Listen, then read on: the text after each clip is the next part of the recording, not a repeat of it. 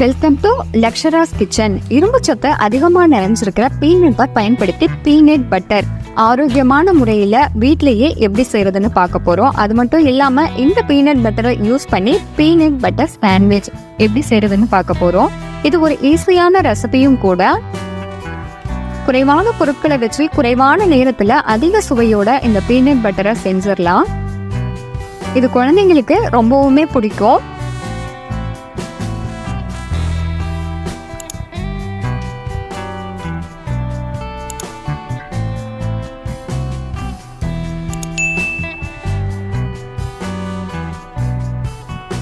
Peanut butter செய்கிறதுக்காக ஸ்டவ்ல ஒரு பேனை வச்சுட்டு 1 கப் அளவுக்கு வேர்க்கடலை சேர்த்துட்டு நல்லா வாசனை வர அளவுக்கு ஃப்ரை பண்ணிக்கலாம். இது நல்லா வறுபட்ட உடனே ஆற வச்சுட்டு மேல் பகுதி தோலை எல்லாம் நீக்கிட்டு ஒரு மிக்ஸி ஜார்ல சேர்த்துட்டு பல்ஸ் மோட்ல கொரன்னு கிரைண்ட் பண்ணி எடுத்துக்கலாம். இப்போ இந்த அளவு அரைப்பட்ட உடனே ஹை ஸ்பீட்ல ஒரு 13 செகண்ட்ஸ் கிரைண்ட் பண்ணோம் அப்படின்னா இந்த அளவு நல்லா திக்காக கிடைக்கும். இப்போ இதில் ஒரு பிஞ்ச் அளவுக்கு உப்பு, 1 டேபிள் ஸ்பூன் அளவுக்கு நாட்டு சர்க்கரை, இதுக்கு பதிலாக தேன் இருந்தால் யூஸ் பண்ணிக்கலாம். இதை இப்போ கிரைண்ட் பண்ண உடனே இந்த அளவு நல்லா திக்காக மாறும்.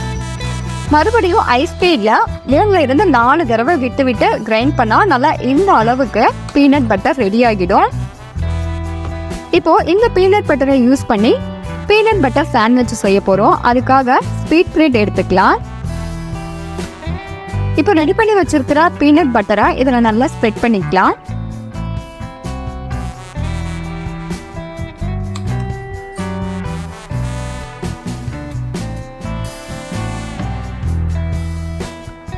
இப்போ இன்னொரு பிரெட் எடுத்து இது மேலே க்ளோஸ் பண்ணிட்டு கொஞ்சமாக நெய் இல்லைன்னா பட்டரை சேர்த்துட்டு நல்லா ஸ்ப்ரெட் பண்ணி விட்டுக்கலாம். இன்னைக்கு நான் சாண்ட்விச் மேக்கரில் செய்ய போகிறேன். அதுக்காக சாண்ட்விச் மேக்கரை ப்ரீ ஹீட் பண்ணிக்கலாம். அதுக்கப்புறமா நம்ம ரெடி பண்ணி வச்சிருக்கிற சாண்ட்விச்சை இது கூட சேர்த்துட்டு நல்லா க்ளோஸ் பண்ணிட்டு இது ஒரு 2 நிமிஷத்துல வெந்துடும்.